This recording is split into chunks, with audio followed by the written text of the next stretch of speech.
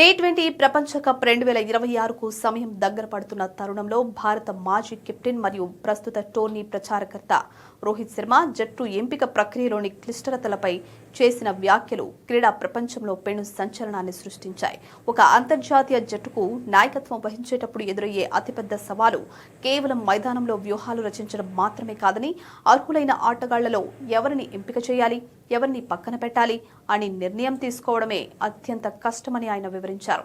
ముఖ్యంగా ప్రతిభావంతులైన ఆటగాళ్లను జట్టు నుంచి తొలగించాల్సి వచ్చినప్పుడు వారిలో కలిగే నైరాస్యాన్ని అధిగమించడానికి ఒక కెప్టెన్ గా తాను అనుసరించిన పారదర్శక విధానాల గురించి రోహిత్ మనసు విప్పారు.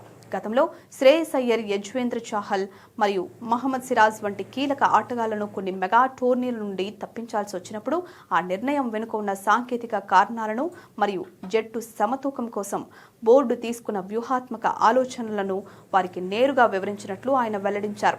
రోహిత్ అభిప్రాయం ప్రకారం ఒక ఆటగాడిని ఎందుకు తీసుకోలేదో వారికి స్పష్టంగా చెప్పకపోవడం వల్ల వారి ఆత్మవిశ్వాసం దెబ్బతింటుందని, అందుకే తాను మరియు అప్పటి హెడ్ కోచ్ రాహుల్ ద్రవిడ్ కలిసి ప్రతి ప్లేయర్తో ముఖాముఖి చర్చలు జరిపి వారిని మానసికంగా సిద్ధం చేసేవారమని పేర్కొన్నారు.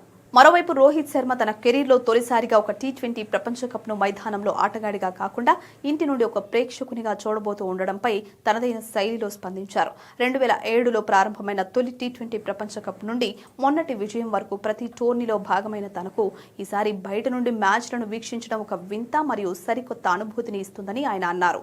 అయితే ప్రస్తుత భారత జట్టు ప్రదర్శనపై రోహిత్ పూర్తి ధీమా వ్యక్తం చేశారు.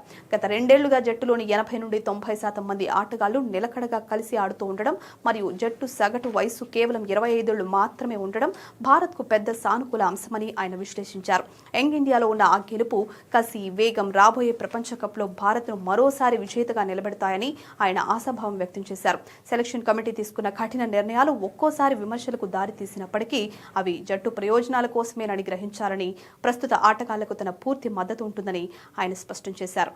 రోహిత్ పంచుకున్న ఈ అనుభవాలు కేవలం ఒక కెప్టెన్ బాధ్యతనే కాకుండా డ్రెస్సింగ్ రూమ్లో ఆటగాళ్ల మధ్య ఉండాల్సిన నమ్మకాన్ని కూడా చెప్తున్నాయి.